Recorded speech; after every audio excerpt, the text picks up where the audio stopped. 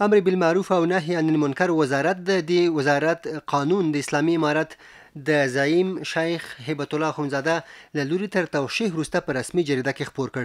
دغه قانون د امر بالمعروف نهي عن المنکر او شکایتونو اوریدو وزارت د چارو تنظیم او محتسبینو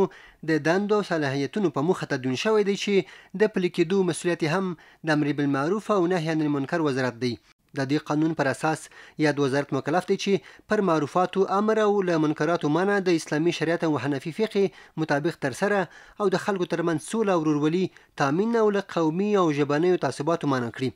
په دې قانون کې د احتساب اصول او آداب بیان شوي او پکې راغلي چې د خلکو شخصیت انساني کرامت ته درناوی وشي، په نرمۍ سره واعظ او نصیحت ورته وشي او له منکراتو منع شي. د خلکو شخصي حریم ته داخل نشي مګر دا چې اسلامي شریعت ورته اجازه ورکړي وي. د دې قانون یو برخه کې د حجاب په اړه احکام بیان شوي او په هغې کې د ښځو د ټول بدن ستر لازمي او د فتنې له ویرې د مخ پټول اړین بلل شوي دي. په دې قانون کې د غرض د نارینه و ستر عورت څرنګوالی هم بیان او مشخص شوی او محتسبان مکلف شوي چې ښځو او سړیو ته امر بالمعروف او نهي عن المنکر وکړي. په دغه قانون کې د غرض خلک او د امارتي ادارو کارکوونکي اسلامي شاعرو ته په درناوي مکلف شوي دي.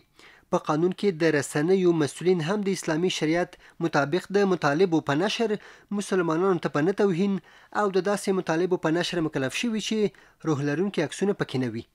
په قانون کې د غرض سوداګر، کسبکاران او دهقانان په جمع سره د لمانځه په ادا کولو مکلف شوي دي. د قانون له مخې پر خپل وخت د زکات ورکول او په مالی چارو کې له ربا، احتکار، فریب او په درواغو له قسم خوړلو او نور غیر شرعي اعمال لکه د حرامو توکو پلور مخنیوی د محتسبینو له مسؤلیتونو بلل شوي دي. د دې قانون له مخې محتسبین د غرض مکلف دي چې موټر چلوونکي د موسیقۍ له غږولو، نشهیي توکو له استعمال، د بې حجابه ښځو له لیږد، د نامحرمو ښځو او نارینه د ګډ کینولو له زمینې برابرولو او د عاقل او بالغ محرم پرته د ښځو له انتقال منع کړي او د پورته مواردو پر تطبیق یې مکلف کړي. په دې قانون کې زنا، د قمار ډولونه او منکراتو ته د زمینې برابرول، د حیواناتو په جنګ اچول، له ټایپ، رادیو او نورو وسایلو ناسمه ګټه اخیستنه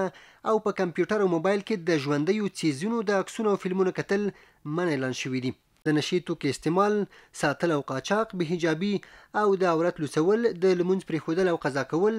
د روژې خوړل، د ګیرې خریل یا له یوې قبضې کمول،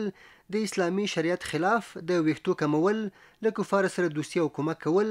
او په صورت او سیرت کې له هغوی سره مشابهت، له څو نورو ځانګړو منکراتو یاد شوي